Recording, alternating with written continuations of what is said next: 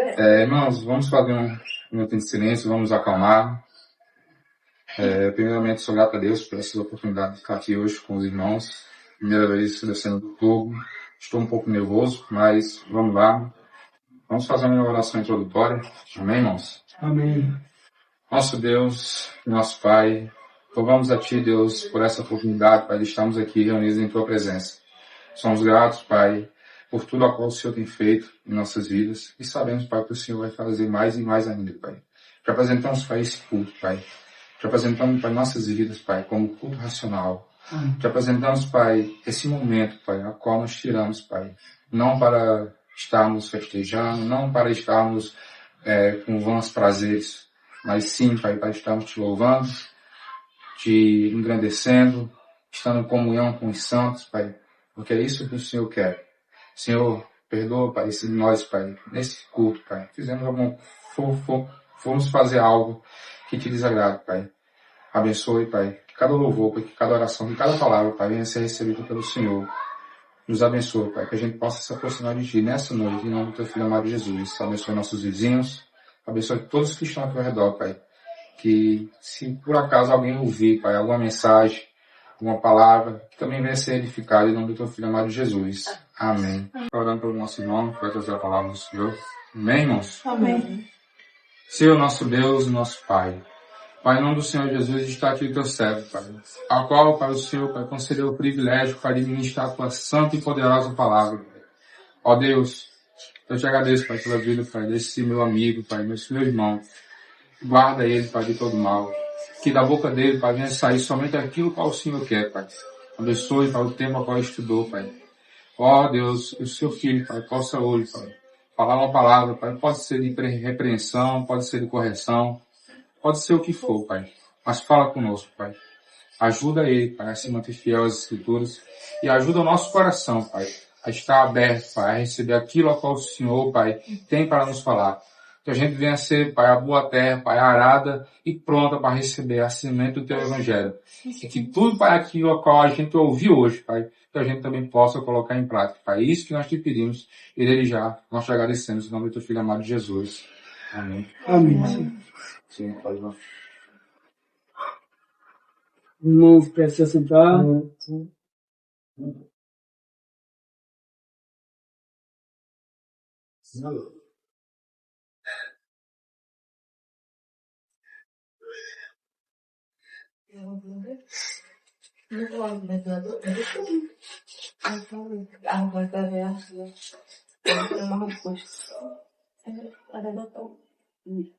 Vê se presta.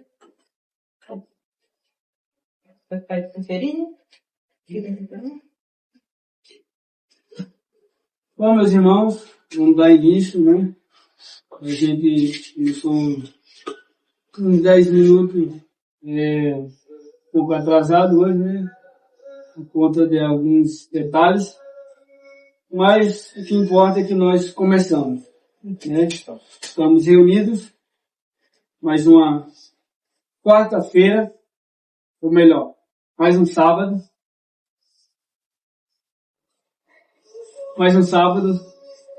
na presença do Senhor, principalmente, enquanto lá fora, nesse dia de sábado, pessoas festejam, pessoas fazem coisas distorcidas, nós estamos na presença do Senhor. Amém. Isso não quer dizer que nós somos melhores do que Ele, mas é melhor estar na presença do Senhor. Amém. Então, desde já vamos dar início, né, para os irmãos que abram as Escrituras, no livro de Isaías, no capítulo 53.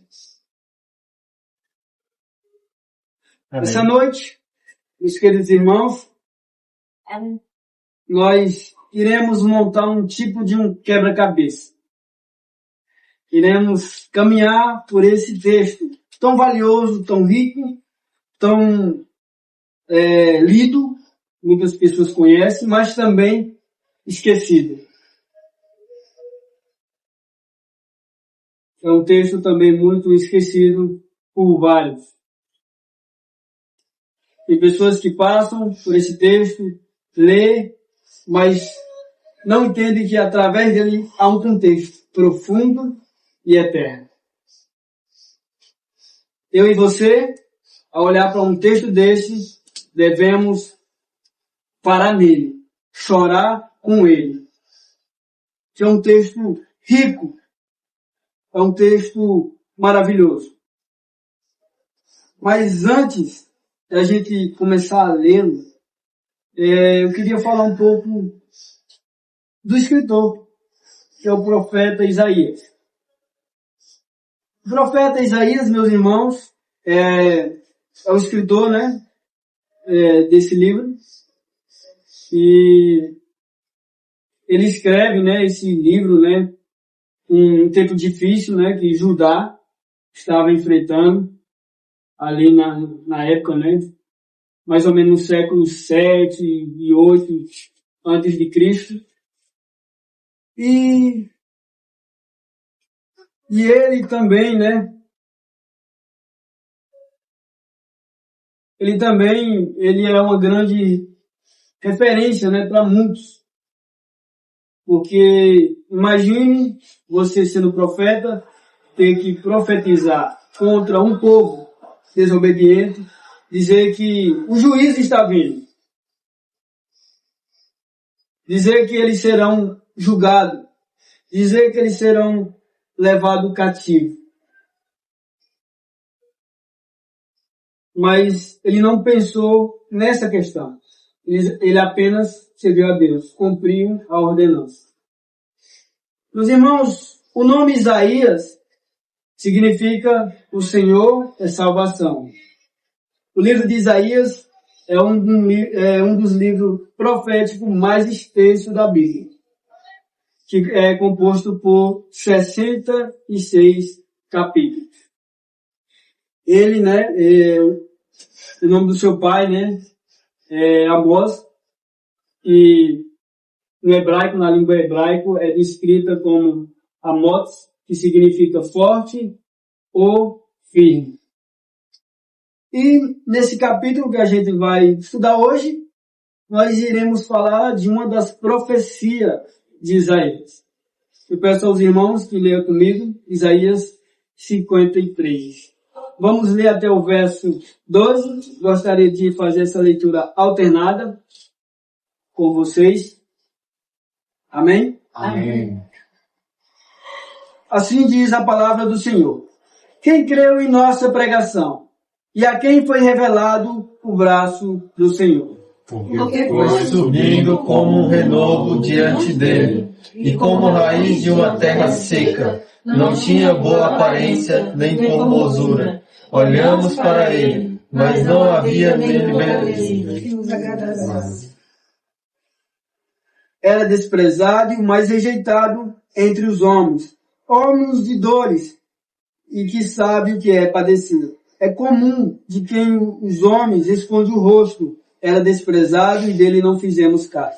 Certamente ele tomou sobre si as nossas enfermidades, e as nossas dores levou sobre si. E nós consideramos como aflito, ferido, Deus e oprimido. Mas ele foi transpassado por causa das nossas transgressões e esmagado por causa das nossas iniquidades. O castigo que nos traz a paz estava sobre ele, e pelas suas feridas fomos sarados. Todos nós andávamos desgarrados como ovelhas, cada um se desviava pelo seu próprio caminho. Mas o Senhor fez cair sobre ele a iniquidade de todos nós. Ele foi oprimido e humilhado, mas não abriu a boca. Como cordeiro foi levado ao matadouro, e como ovelha muda diante dos seus tosqueadores, ele não abriu a boca. Pela opressão e pelo juízo, ele foi levado, e de sua linhagem, quem se preocupou com ela? Porque ele foi cortado da terra dos viventes, foi ferido por causa da transgressão do meu povo. Designaram-lhe a sepultura com os ímpios, mas com o rico esteve na sua morte, embora não tivesse feito injustiça e nenhum engano fosse encontrado em sua boca. Todavia ao Senhor agradou esmagá-lo, fazendo-o sofrer. Quando ele lhe der a sua alma como oferta pelo pecado, verá a sua prosperidade e prolongará os seus dias, e a vontade do Senhor prosperará nas suas mãos. Ele verá o fruto do trabalho de sua alma e ficará satisfeito. O meu servo, o justo, com o seu conhecimento, justificará muitos, porque as iniquidades deles levará sobre si. Por isso eu lhe darei a sua parte com os grandes e com os poderosos. Ele repartirá o despojo, pois derramou a sua alma na morte e foi cortado com os transgressores. Contudo, levou sobre si o pecado de muitos E pelos transgressores intercedeu. Amém. Que texto valioso, meus irmãos. Como eu disse no início, devemos olhar mais para esse texto. Spurgeon disse, se um cristão que lê esse texto e não chorar, ele não é cristão. Porque aqui está falando de um plano. É aqui que entramos no tema desse estudo. A essência do plano eterno. É um texto muito valioso.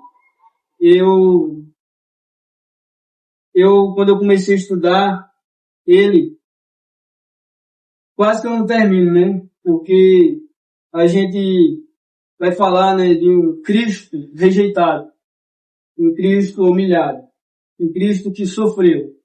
E você não sentir nada ao estudar um texto como esse, que cristão é você. Mas, pela graça de Deus, pelo Espírito Santo, consegui terminar. E hoje posso trazer aos irmãos a mesma experiência que eu tive ao estudar. Então, iniciando o nosso estudo, como eu disse, é um texto, né, muito conhecido pelos irmãos, também muito conhecido pela igreja. Bem sabemos que esse é um texto profético, né, que é feito pelo profeta Isaías, também chamado profeta messiânico, até porque foi o profeta quem mais falou do Senhor Jesus Cristo. Primeiro, ele disse que o Messias, ele iria nascer de uma virgem, está lá em Isaías 7:14, né? Mas também, através desse texto, ele nos leva a entender que essa criança, nascida de uma virgem, não é apenas uma criança comum, mas o nosso Senhor Jesus Cristo. Até porque, no mesmo livro de Isaías, só que no capítulo 9, ele descreve assim: maravilhoso conselheiro, Deus forte, Pai da eternidade, príncipe da paz. Com isso, nós vemos que esse Messias, que Isaías tanto falou, não é qualquer criança, mas sim o nosso Senhor Jesus Cristo. E o interessante é que Isaías começa o texto, né, fazendo duas perguntas. Quem creu em nossa pregação e a quem foi revelado o braço do Senhor? Agora eu peço a atenção dos irmãos para a gente caminhar por meio disso, dessas duas perguntas. Vemos na primeira pergunta a incredulidade humana, pois apesar de terem ouvidos a mensagem e a obra do Senhor sendo manifestada, eles não vieram a crer. O texto que ilustra isso está lá em João 12, 37 e 38. A irmã Dáila pode ler para a gente, e aí bem forte. Os irmãos quiserem acompanhar, também. João 12, 38, 37 e 38. 12, 37 e 38.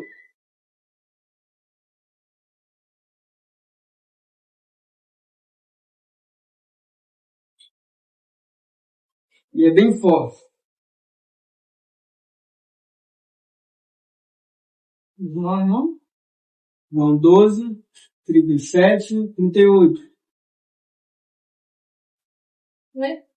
E embora tivesse feito tantos sinais na presença deles, não creram nele, para se cumprir a palavra do profeta Isaías que diz: Senhor, quem creu em nossa pregação e a quem foi revelado o braço do Senhor?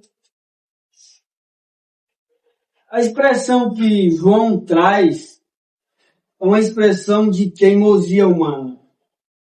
Pois, apesar de ter ouvido o evangelho através dos profetas anunciados, porque quando você chega no evangelho, a notícia do Messias não era algo novo. Já havia anunciado desde antes. E eles também ouviram também do próprio Jesus, sinais e prodígios, e eles não creram por conta da sua rebeldia, como também está escrito em Isaías 65:2, que diz: todo dia estendia as mãos a um povo rebelde, que anda por um caminho que não é bom, seguindo seus próprios pensamentos. Veja que como o texto encaixa em Isaías 53. Quem creu em nossa pregação e a quem foi revelado o braço do Senhor. E aqui em Isaías 65 diz: todo dia estendia as mãos a um povo rebelde. Todos os dias o Senhor estendia as suas mãos. E até hoje o Senhor estende as mãos. Para que nós, como pessoas e como pecadores necessitados, possamos de fato agarrar nessas mãos e segurar com força. Amém, meus irmãos? Amém. Dando continuidade. E com isso, né, com esse texto de Isaías 65, que acabamos de ouvir, entramos na segunda pergunta de Isaías. A quem foi revelado o braço do Senhor? Aqui a gente sabe que o braço do Senhor representa o Senhor Jesus Cristo, que é revelado ao seu povo como braço de consolo e esperança. Mas acontece que muitos rejeitam uma palavra como essa. Rejeita esse braço de consolo. Rejeita esse braço de esperança. Até porque esse texto, Isaías 53, é um texto que descreve de um Cristo rejeitado. Um Cristo sofredor. Um Cristo que foi deixado para sofrer pelos nossos pecados, como diz o verso 3 de Isaías 53. Era desprezado e o mais rejeitado entre os homens. Homem de dores e que sabe o que é padecer. É comum de que os homens escondem o rosto e era desprezado e dele não fizemos caso. Veja que o Senhor Jesus Cristo, ele era desprezado. Quando você vê nos evangelhos, quando ele é levado ao sinédrio, ali, onde ele é humilhado, cuspido, espancado ali, diante de muitas pessoas, que zomba dele, cospe na face dele. E você vê ali a incredulidade humana, o terror da humanidade. Como nós somos terroristas, como nós somos façantes, como nós somos pecadores miseráveis. Pois Cristo foi rejeitado. E até hoje, o nosso Senhor Jesus Cristo é rejeitado, até pela igreja. Eu gostaria até de comparar com a igreja de Laodiceia, que deixou Cristo do lado de fora. As igrejas de hoje agem da mesma forma da igreja de Laodiceia, deixando Cristo do lado de fora, tirando Cristo do centro, colocando as linguagens, as suas doutrinas de homens, tirando a palavra de Deus. Mas não é assim que funciona, porque mal sabem eles que ele foi o grande sacrifício de Deus. O cordeiro que sangrou em silêncio, o cordeiro perfeito. A gente sabe, através das escrituras, que um cordeiro, lá está escrito lá em Levítico 4:6, um cordeiro tinha que pagar pelos pecados das pessoas, do povo, dos hebreus, como expiação. Vamos lá dar uma olhadinha. Levítico, para a gente entender melhor esse assunto. Levítico 4:6.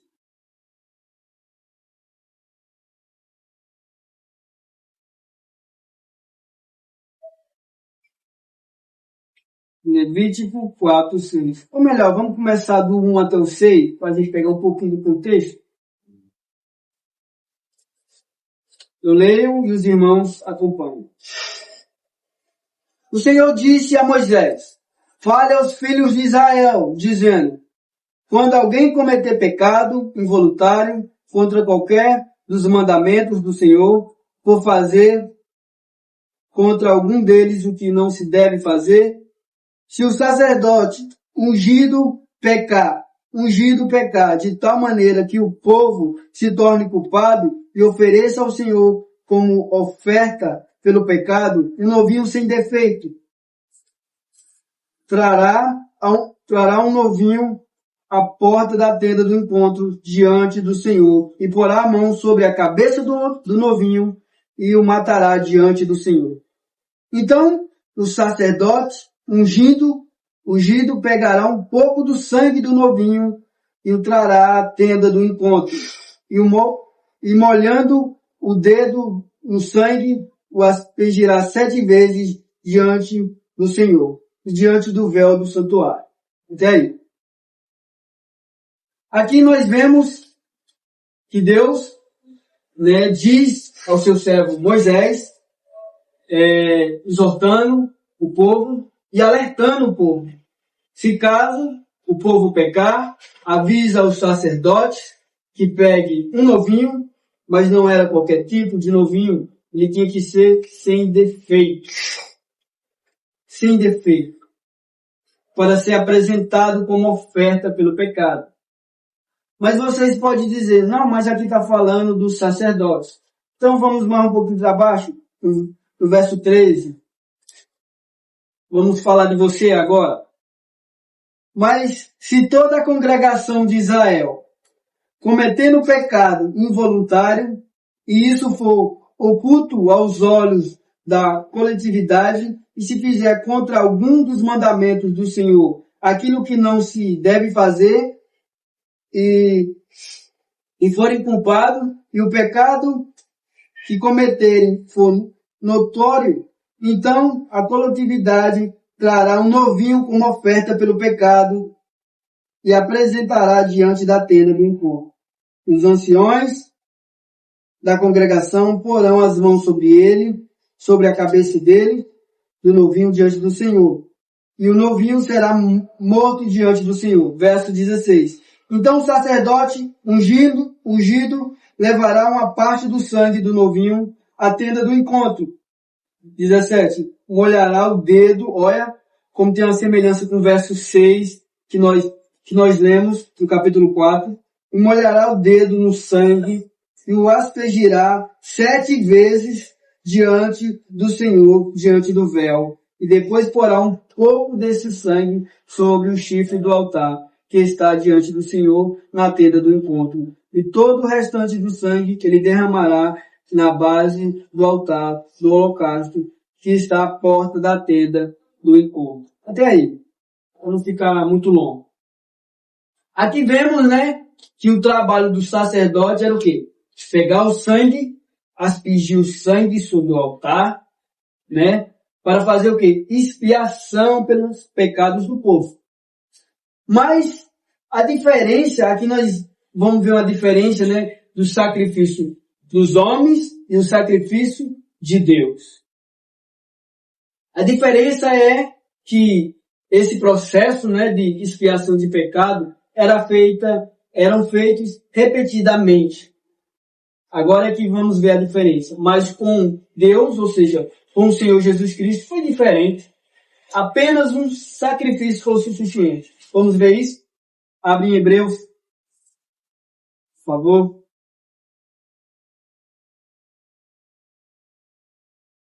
Hebreus 9. Peço ao irmão Gustavo, que ele é bem forte. Irmão. Hebreus 9, 14. Ou, do 11 ao 14.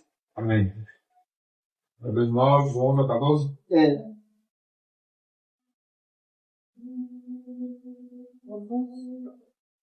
Quando, porém, Cristo veio como sumo sacerdote dos bens já realizados, mediante o maior e mais perfeito tabernáculo, não foi feito por mãos humanas, quer dizer, não desta criação, e não pelo sangue de bodes e de bezerros, mas pelo seu próprio sangue, ele entrou no santuário uma vez por todas e obteve uma eterna redenção.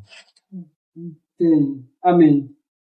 Nós vemos aqui, meus irmãos, o sacrifício perfeito de Cristo. E outra coisa, e eficaz. E um sacrifício eficaz. Foi um sacrifício suficiente. Hoje não é preciso mais fazer o que os sacerdotes faziam antes, que toda vez tem que fazer o mesmo processo. Pegar um cordeiro, né, sem defeito, para ser apresentado na tenda do encontro, para apresentar diante de Deus como oferta pelos pecados do povo. Mas, hoje em dia, por meio de Jesus Cristo, não é necessário mais fazer isso. Até porque Deus, né, apresenta esse sacrifício em holocausto, não feito por mãos humanas, mas divina, por Ele mesmo.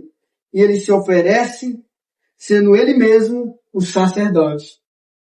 Aí é aqui que nós vemos a diferença do sacrifício dos homens e o sacrifício de Deus. Qual é a diferença?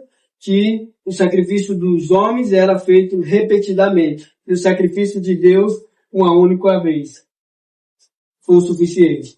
Estou entendendo até aqui? Amém. Amém. Vamos voltar para Isaías. Aos poucos vamos montar o quebra-cabeça dessa essência, desse plano perfeito.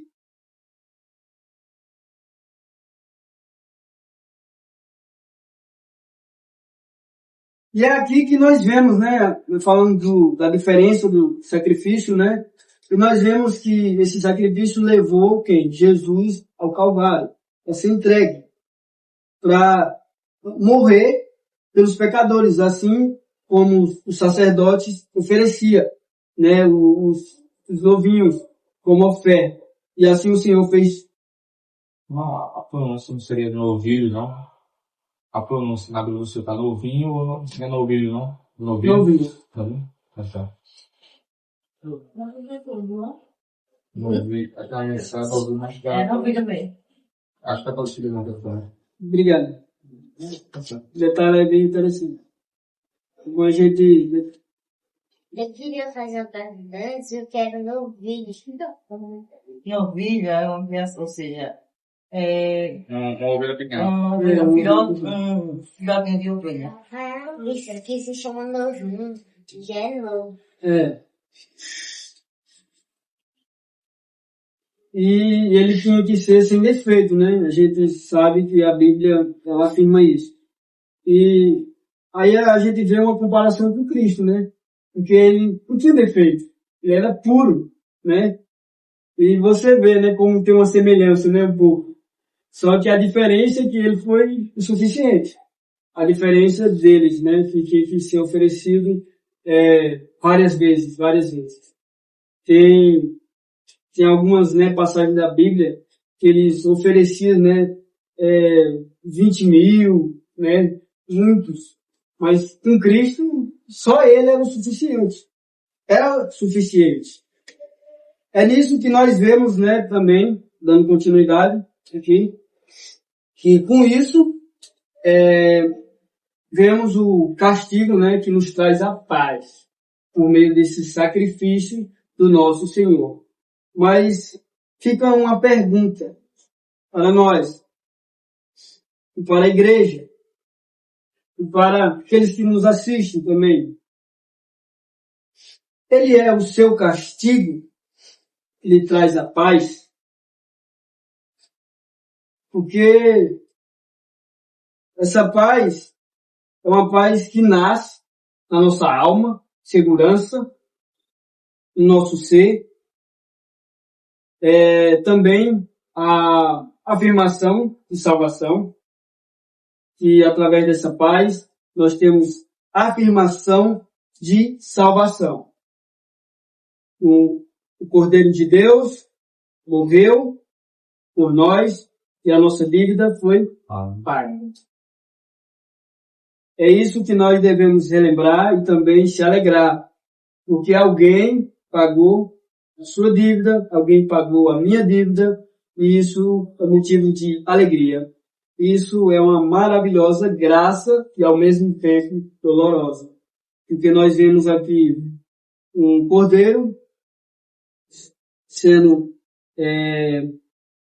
maltratado, sendo rejeitado para ser oferecido no nosso lugar.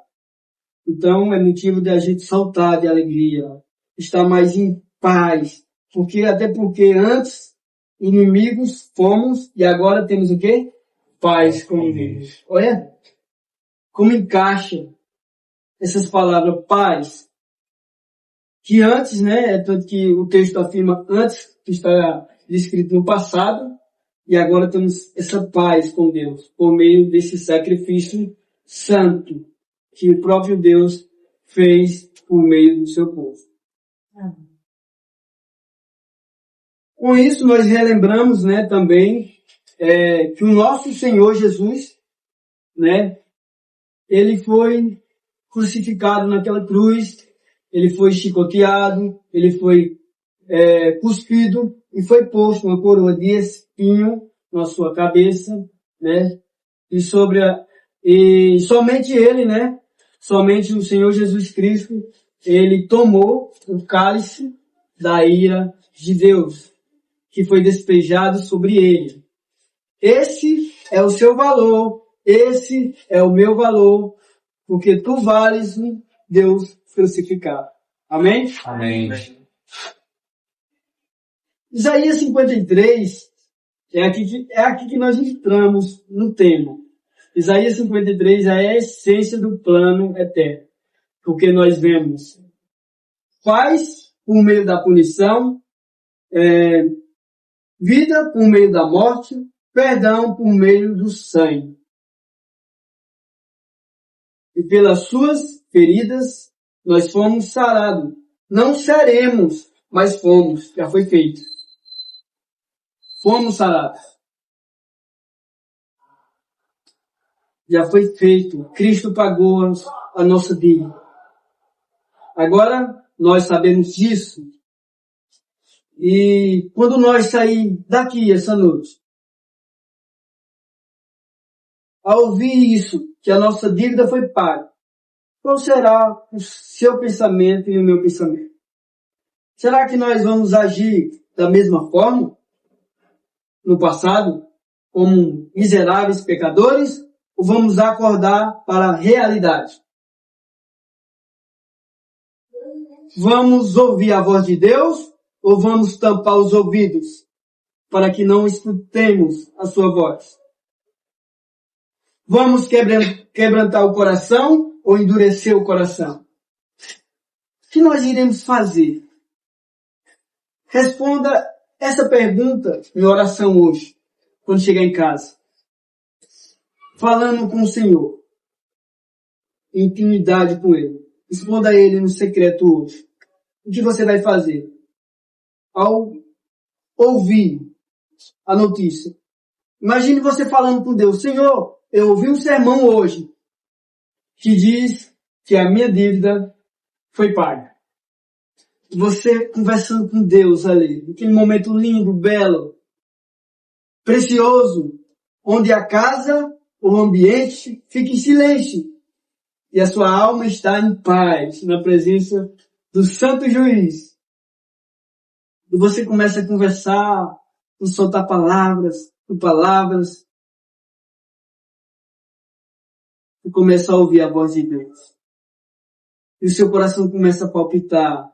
E você começa a se alegrar, como fez Davi, quando viu a arca se aproximando, ele começou a dançar de alegria, saltar de alegria. Assim deve ser conosco, irmãos. Quando nós estivermos na presença de Deus, devemos saltar de alegria. Porque a arca da aliança, sabe o que representava? Jesus, a presença de Deus. A presença de Deus. Isso aí, Isaac. Quando a gente está no culto, a gente tem que estar alegre. Sabe por quê? Porque Deus está presente. Não é porque meu irmão está ali, ou minha irmã está ali, o pastor está ali, meu querido irmão mais próximo está ali. Não, é porque Deus está presente. Essa deve ser a nossa alegria, que deve fluir do nosso coração todos os dias. Alegrar no Senhor, ficar bem no Senhor, se entregar ao Senhor. Porque com isso, tudo aquilo que veio à nossa mente no dia a dia, né, vai-se embora. Sabe por quê? Porque a presença do Senhor vai ganhando espaço, vai ficando mais à vontade, e nós ficamos mais soltos e leves na presença de Deus. Amém? Amém. A presença de Deus não deve apenas ser preciosa, mas é preciosa para nós. Quando Davi pecou, está lá no Salmo 51. Sabe o que ele não queria perder? A presença de Deus. Quando nós pecamos, quando vocês pecam, a gente fica triste, né? A gente fica para baixo, a gente cai ao chão. Por quê? Porque a gente não quer perder essa presença, porque se a gente perder, coitado de nós, irmãos. Coitado de nós, irmãos. É por isso que Davi, ele clama, Senhor, restitua a alegria da salvação, Senhor. Não quer dizer que muitos vê esse texto e dizem, oxe, perdeu a salvação? Não. Salvação não se perde. Salvação se ganha. Como diz um teólogo, né?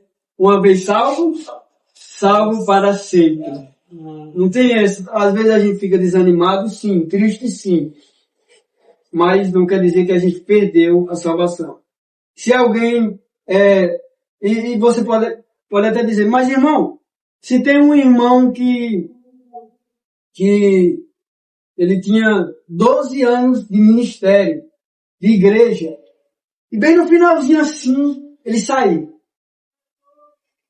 Vou ser bem claro, ele nunca foi salvo. Ele não perdeu a salvação. A questão é que ele nunca foi salvo. Ele nunca foi salvo. Ele não foi salvo e ele também nem entendeu o que é salvação. Ele não entendeu que é alguém dar a vida por ele. Que foi o que aconteceu. Ele não entendeu. Então, que isso não aconteça no nosso meio. Tristezas vêm. É um fato. Está correto. Mas como diz o pastor João Batista, os dias de tristeza vim, corra para Cristo. E se na hora da oração vem os maus pensamentos, ore mais alto. Começa a gritar ali no quarto. Ore mais alto. É assim que deve ser a nossa oração. Amém. Pois o Cristo que a gente está falando aqui, que é o Cristo que venceu o mundo, foi o mesmo Cristo que chorou no Getsemane. Foi o mesmo Cristo que disse na cruz, Pai, perdoa, pois eles não sabem o que fazem. Foi o mesmo. Veja que ele chorou também, se angustiou. Mas, diferente de nós, não peca. Porque às vezes a gente está angustiado e nós pecamos.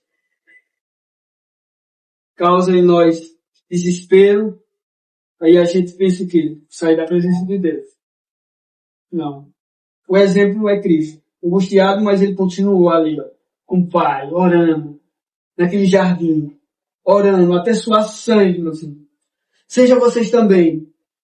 Vai no seu quarto assim, ore, ore, ore. Sue sangue se for preciso.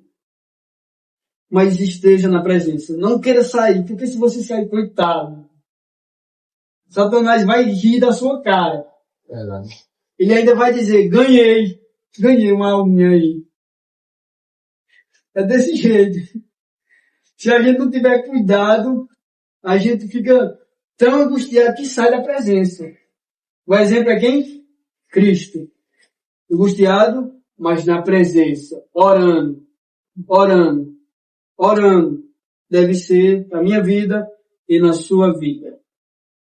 Também, vamos ver aqui também, por meio disso, a justificação. Porque através desse sacrifício, que Isaías aqui relata, cria um contexto, também é posto ali a justificação. Interessante, eu queria citar, antes de falar dessa justificação, o livro O Peregrino, de John Bunyan. Pois John Bunyan, ele fala que quando o cristão chega na cruz, o fardo cai. Vou fazer uma pergunta. Por que o fardo cai? Porque foi Deus morreu pelos nossos pecados e carregou o fardo por nós. Boa resposta. Alguém mais? Não, né? Eu destaquei 2 pontos aqui. Bem rapidinho. Primeiro, porque foi feita uma troca. Jesus tomou o fardo na cruz e em troca lhes deu o quê? Graça. Segundo, porque o fardo cai, né? É porque a fé que te leva até a cruz te torna justificado por meio de Cristo Jesus. Quer ver na Bíblia? Romanos capítulo 5. Exatamente. Olha o quebra-cabeça sendo montado aos pouquinhos. Romanos. Capítulo 5. Lê aí, Samuel, bem forte. Versículo 1. Justificados, pois, mediante a fé, temos paz com Deus por meio de nosso Senhor Jesus Cristo. Veja, que afirmação. Justificado mediante o quê? A fé. A fé que nos leva até a cruz, né? Nos torna justificados. Mas por meio de quem? Jesus Cristo. Isso é uma afirmação claríssima. Se vocês quiserem ver mais dessa justificação, é só você ler Romanos 5, o completo, que ali vai falar detalhadamente dessa justificação e como ela foi feita. Amém. Até porque, podem voltar para Isaías. Aqui em Isaías, olha o que ele diz aqui no verso 11. Sobre essa justificação. Veja isso. Ele verá o que? O fruto do trabalho da sua alma e ficará satisfeito. O meu servo, o justo, que? Jesus, com o seu conhecimento, justificará a muitos, porque as iniquidades deles levará sobre si. Veja, o servo justo, Jesus, com o seu conhecimento, justificará a muitos. Charles Spurgeon disse um comentário sobre essa justificação. Meu Deus. Ele disse, justificar é mais do que perdoar. É declarar justo aquele que não era. É vestir o culpado com a justiça do inocente. É trocar a roupa suja pela túnica da retidão. E mudar eternamente os status de quem se rendeu a Cristo. E ele termina dizendo, meus irmãos, aqui está a glória do Evangelho. Meu Deus, que justificação nós recebemos por meio de Cristo. Ele não apenas nos justificou, mas nos lavou, nos purificou, nos fez santo, nos fez separados para Ele mesmo. Para quê? Para que a gente sirva de adoração a Ele. Porque é impossível a gente poder adorar a Deus imundos, sujos de pecado. Tem uma parte do peregrino que quando ele já estava maduro, ele ia passar pelo mar, né? Que é a morte. Satanás estava lá, né? Aí foi quando Satanás apareceu a luz e o sangue. Aí Satanás saiu E ele pensou que estava sangrando. Foi quando ele chegou no paraíso e perguntou para Deus que ele estava sangrando. Aí Jesus respondeu que não era o sangue de cristão, era o dele. Ele foi para o paraíso purificado. Isso aí. Nós temos a luta, né? Contra, né? Esse inimigo que nós temos, Satanás. Nós devemos o quê? Permanecer firmes, né? Resistir a ele e se submeter a Deus. Até porque quem joga, falar um pouquinho do inferno, né? Quem joga tanto o corpo como a alma no inferno não é Satanás. Não pense que é Satanás, mas é o próprio Deus que joga. É a isso que você deve temer, é a isso que eu devo temer, porque quem joga tanto o corpo como a alma no inferno é Deus. Muitas pessoas têm Satanás, ele não tem poder algum diante de Deus. É Deus que joga. E joga aqueles que foram desobedientes, aqueles que se desviaram do caminho, aqueles que viveram uma vida de rebeldia. Que isso não aconteça conosco, que nós não viemos se encontrar nesse estado, né, de rebeldia, mas que nós viemos estar na presença de Deus, apesar de nós, porque Ele pode nos lançar no inferno por conta de nós mesmos. Então, o que a gente deve fazer, né, é prosseguir firme no Senhor, né, sermos submissos a Ele, e somente a Ele. E fazer dele como nosso Rei, como nosso Salvador, como nosso Redentor e como o nosso forte refúgio. Meus irmãos,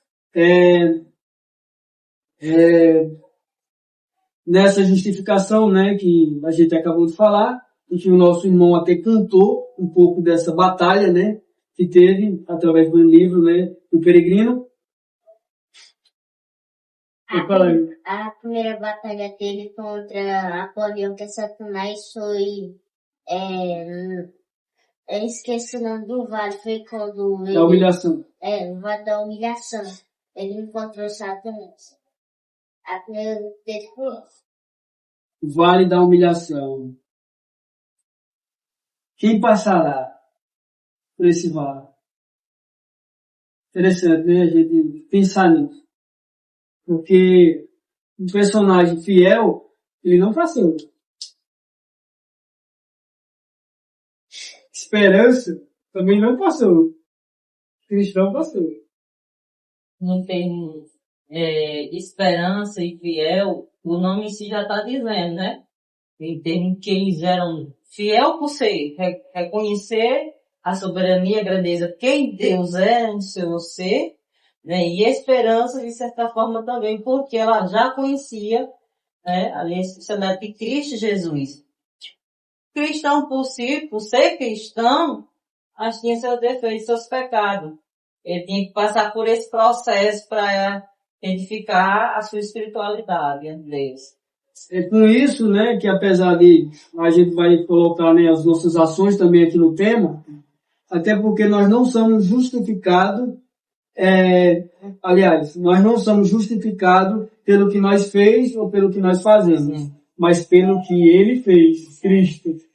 É por causa dele que nós somos justificados.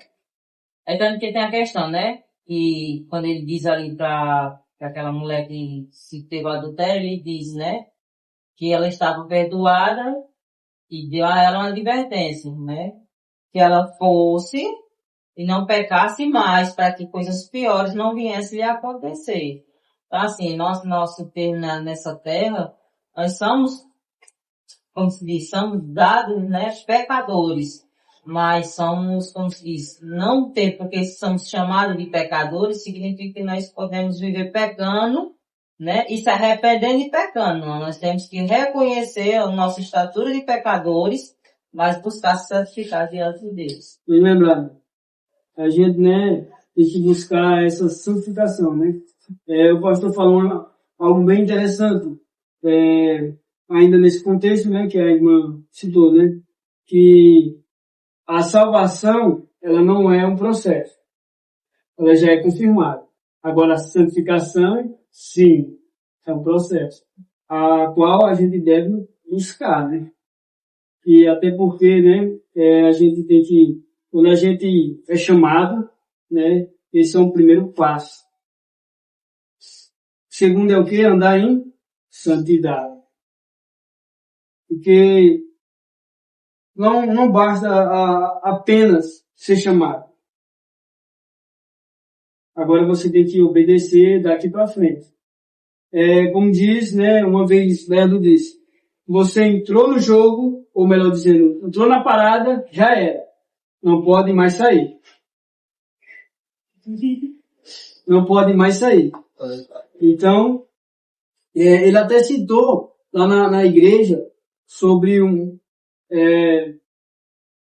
sei se tem um livro, mas eu acho que tem, né? O Inferno de Dário, né?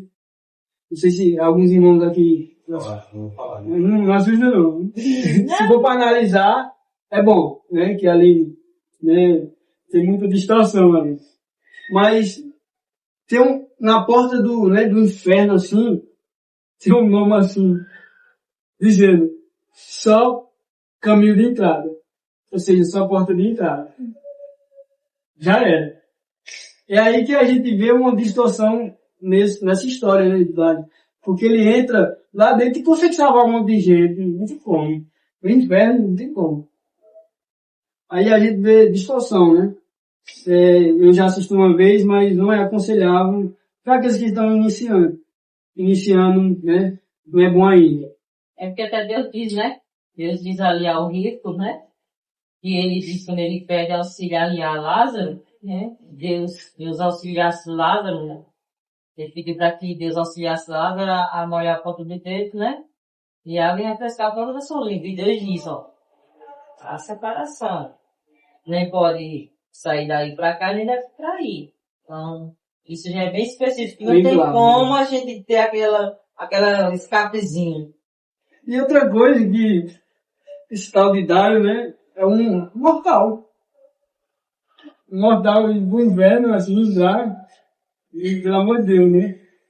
Ele não tem esse direito. Como diz, ele não conhece a Deus, né? Ele não conhece a coisa, se conhece. Mas assim, para nós, assim, que tem bastante tempo, né? Na igreja, é bom ver para analisar. Porque lá fora, que para mim, ele tem uma mistura, né? De um pouco católico, né? E adventista. Então, para a gente poder debater alguns assuntos lá fora, é bom assistir. Até porque essas pessoas católicas vão trazer um pouco desse assim. Então, é bom assistir para a gente analisar e assistir com a Bíblia na mão, para você comparar. Ah, tá certo, tá errado. Se tiver errado, descarta. Né? Vai limpando o caminho. Que o nosso dever como cristão é esse. Limpar a sujeira, né? A gente tá ali caminhando. Não foi o que fez João Batista? Abrir o caminho, né? Nós devemos pegar como exemplo também. Abrir caminho, né? Limpar a sujeira para que outros cristãos que vêm nesse mesmo caminho, né? Possa caminhar seguros, né? Em paz, sem se sujar nessa sujeira, né? Que tá no caminho. A gente até sabe que no livro do Peregrino... Quando John, ele sonha, ele pergunta para auxílio por que o caminho está cheio de defeitos. E ele também pergunta por que não ajeitaram o caminho, porque está cheio de lama, buracos. Aí auxílio diz que não se pode consertar para os cristãos por reconhecer que estão errando naquele caminho. E você vê, é interessante isso que ele disse, né? Que ele deixou placas, né? Para ninguém se desviar. Não vai para aqui, né? Ele deixou algumas placas, né? Ali uma perto do lamaçal, outra no castelo do desespero, não vai ninguém para ali. Ele deixou algumas placas, né? A questão, fazer uma observação aqui sobre a respeito das comunicações, né? Dos avisos. que muitas pessoas, por elas estarem muito apressadas no seu caminho, querer chegar logo no final da sua jornada, ela não observa os perigos que estão ao seu redor. Então, a pessoa despreparada, espiritualmente, né, falando, ela não vai conseguir, né, entender ou pegar esses avisos visivelmente. Ela tem que ter como se diz, uma visão bem alinhada naquilo ali, para que ela entenda e compreenda que aquilo ali é perigoso, que ela não pode ir para lá, porque senão o seu final é destruição. Isso aí. A gente deve fazer esse mesmo papel nesse caminho. E você vê que tinha um personagem, né? Bem lá no finalzinho. Ignorância, né? Não sei se você viu. Lembra? E Ele até está na minha meta, ele se destacou. E Cristão, Esperança, alertava ele, volte, né? Porque ele veio pelo outro caminho, né? E ele até cita, né, o texto, né? De João 10. Porque quem não passa pela porta é ladrão e salteador. Volte, né? E passe pela porta. Cristão também recomendou pra ele o papel pra ele entrar no paraíso. Aí, quando ele foi entrar, Deus mandou anjos levar ele pro inferno, porque ele não tinha papel. Eu citei isso outro, né? É por isso que nós, meus irmãos, voltando aqui, né, nosso assunto para nós não se perder, né, eu vou fazer algumas pontuações no final, para ver se vocês lembram. É por isso que nós devemos, né, permanecer firmes nesse caminho, até porque alguém pagou a sua dívida, alguém te trouxe paz, alguém te colocou numa posição melhor do que você se encontrava antes. Que antes rejeitado, agora aceito. Que posição boa que o Senhor Jesus Cristo nos colocou. Imagina aí continuar rejeitado.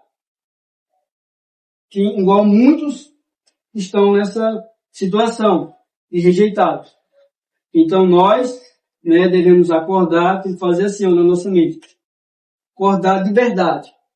Quando a gente ouvir sermões e, né, pregações, né, louvores que falam sobre isso, a gente não apenas ouvir essas coisas. Tiago fala muito sobre isso, praticar, meus irmãos. Devemos praticar, como diz Ítalis, devemos ruminar nas escrituras, mastigar, não para comer a Bíblia não. Mas é no sentido de se alimentar o espírito. O nosso irmão Mateus disse assim, muitas das vezes a gente é mais inclinado a alimentar a carne e deixar o espírito passar fome. Eu achei bem interessante. E ele falou isso numa oração, eu tenho.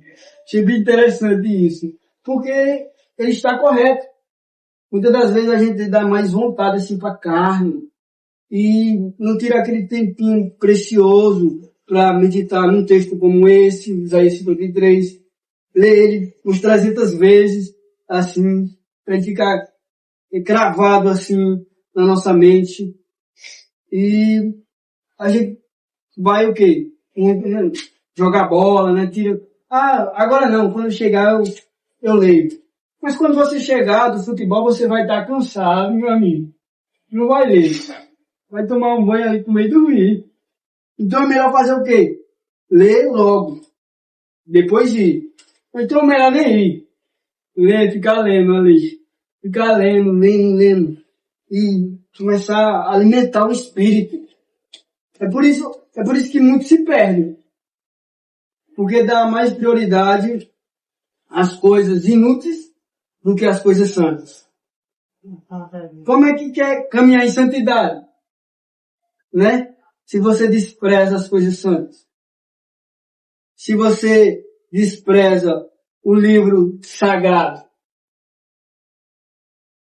Você quer ver uma vida prática de oração, de adoração, de movimentação, de ação? Pesquise sobre os puritanos. Você vai ver. Grandes homens de Deus se levantou E tudo que eles leram nesse livro, eles colocaram em prática. Nós devemos ser exemplos também, pegar como exemplo desses homens. Não apenas pesquisar eles de um modo superficial, só para saber quem era, não. É você ler a história, é você ver o estilo de vida e aplicar também na sua vida.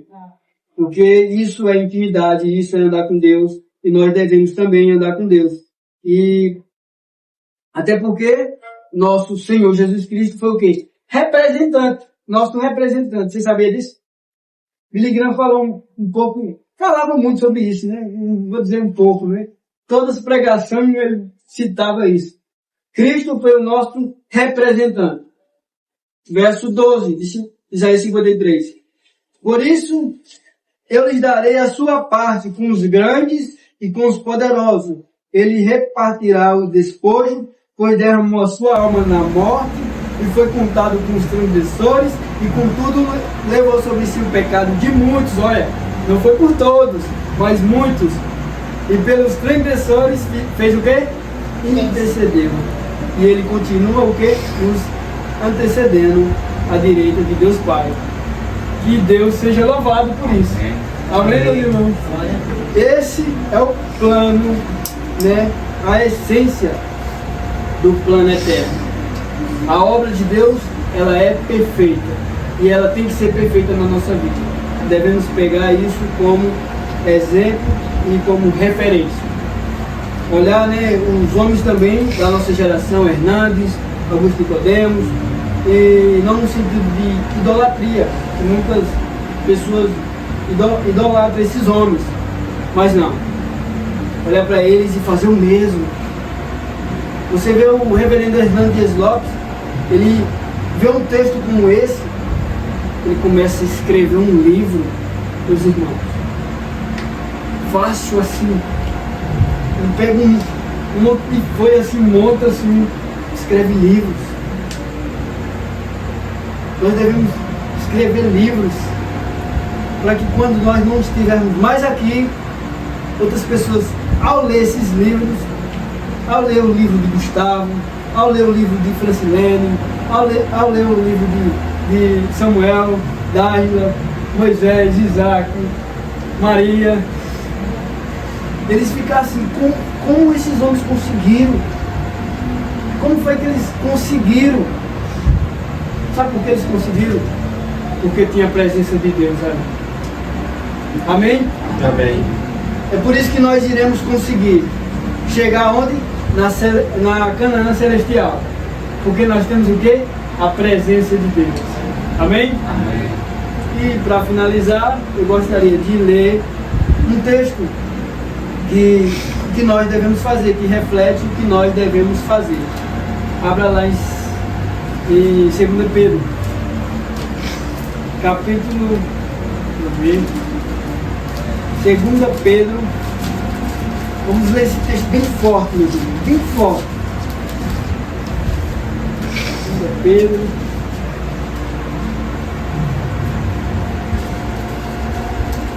capítulo 5,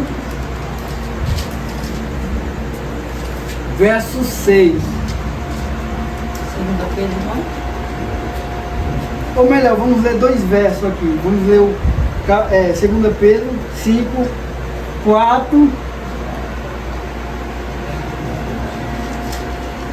Que isso, meu? Diga. 2 Pedro. 2 Pedro 5. 3. Tem. Capítulo 5. 5 aqui. Antes de 1 João tem... Pô, a minha só vai dar 3. Pois a minha Segunda. Ah, ok. Aqui, não. Aqui, ó. 2 Pedro. 2 Pedro. A minha só vai até o 3. 2 Pedro. Mas é 1 Pedro, irmão, é 2 Pedro. É 2 Pedro. Segunda Pedro, né? Olha lá. É, uai, mas a minha não tem. Irmão. Ah, não, 1 Pedro, peraí, calma aí. Irmão. 1 Pedro, irmão. 1 Pedro. É que tá na página aqui de segunda. É 1 Pedro, capítulo 5. Irmão. O meu só vai até o Conferir aqui. É, 1 Pedro. Tá aqui a segunda carta. Volta uma página aí rápido. 1 Pedro. Amém. Aleluia. Amém. Perdão, meus irmãos. Vocês estão corretos. Já tem. Só que estava errado. Vocês também vão rasgar minhas costas. O cachorro mastigou os pés. Eu casando, não, eu vou rasgar as páginas. É porque já entra aqui, né, na segunda carta. Aí já mostra aqui, né? Segunda Pedro, aí deixa eu confundir. Capítulo 5, vamos ler o verso 4. Segunda-feira? 1 Pedro. 1 Pedro, capítulo 5, verso 4 e 6. Vamos ler bem forte, meus irmãos, bem forte esse texto.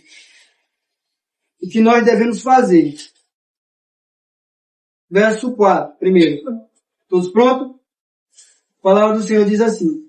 E quando o Supremo Pastor se manifestar, vocês receberão a coroa da glória, que nunca perde o seu brilho. Agora os 6. Portanto, humilhem-se debaixo da poderosa mão de Deus, para que Ele, em tempo oportuno, os exalte. Que texto, meu irmão. Que vocês possam ler hoje esse texto. E meditar nele. E se colocar, porque aqui é uma afirmação. Quando o Supremo Pastor, quem é? Cristo que se manifestar, né? Vocês receberão a coroa da glória, meus irmãos. E essa coroa, ela nunca perde o brilho. Mas para fazer isso, temos que fazer o quê? Se humilhar debaixo da poderosa mão de Deus. Que Deus possa aplicar essas palavras no nosso coração. Que nós possamos sair daqui transformados. Ao ler Isaías 53, ao ler Levítico, ao ler Hebreus, João, né, Isaías 65, os textos que foram citados aqui. Porque, querendo ou não, eles se encaixam num único texto, Isaías 53, revelando a essência do plano eterno. Amém? Amém. Vamos orar, meus irmãos.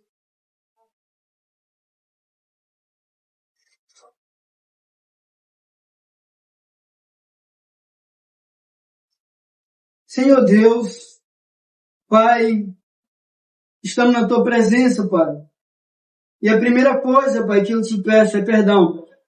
Se eu falhei em alguma coisa aqui, Pai. Se eu saí do contexto, Pai. Se eu fiz, Pai, o que não deveria ter feito. Ó, Senhor, me perdoe, Senhor. Que eu venha me preparar mais, se empenhar mais, Senhor. Passar mais horas, Pai. Em oração, Pai. Como fez os puritanos, John Wesley, Spurgeon, Jonathan Edwards, John Bunyan, que foi citado aqui também essa noite, Pai. Grandes homens, Pai. Ou melhor dizendo, homens pequenos na mão de um Deus grande, sim. Que assim seja conosco. Que nós sejamos pequenos nas Tuas mãos, Senhor. Que essa é a essência do plano eterno, Pai. Sirva como justificação para nossas vidas, Senhor. Porque foi assim, Pai, que nos levou a entender que o Seu sacrifício foi perfeito, foi único, foi belo e foi grande. Porque, como o texto de Isaías descreve, como ovelhas desgarradas, nós andávamos segundo os nossos próprios caminhos, Senhor. Perdidos, sozinhos, sem ninguém, Senhor. Mas, contexto de 1 Pedro, verso 4, diz: quando o Supremo Pastor se manifestar e dará a vocês a coroa da vida que nunca perde o brilho, Senhor. Olha, o pastor se manifestar, o pastor das ovelhas, Senhor. Mas para isso devemos dizer, como também está escrito em 1 Pedro 5, 6. Se humilhar debaixo da poderosa mão do Senhor, Pai. Ó, Senhor. É isso, Senhor, que temos que fazer. Aplique essa palavra, Senhor, no meu coração, Pai. Que eu tenho certeza que ela já foi aplicada. Ela já foi posta lá. Obrigado, Senhor. Pois é um privilégio, Senhor, pregar o seu evangelho. Obrigado. E como nós terminamos dizendo, Pai, que o Senhor em si seja louvado, Senhor. Seja louvado, Senhor, nas alturas, como Rei dos Reis, Senhor dos Senhores. Em nome de Jesus te oro, Senhor. Amém. Amém.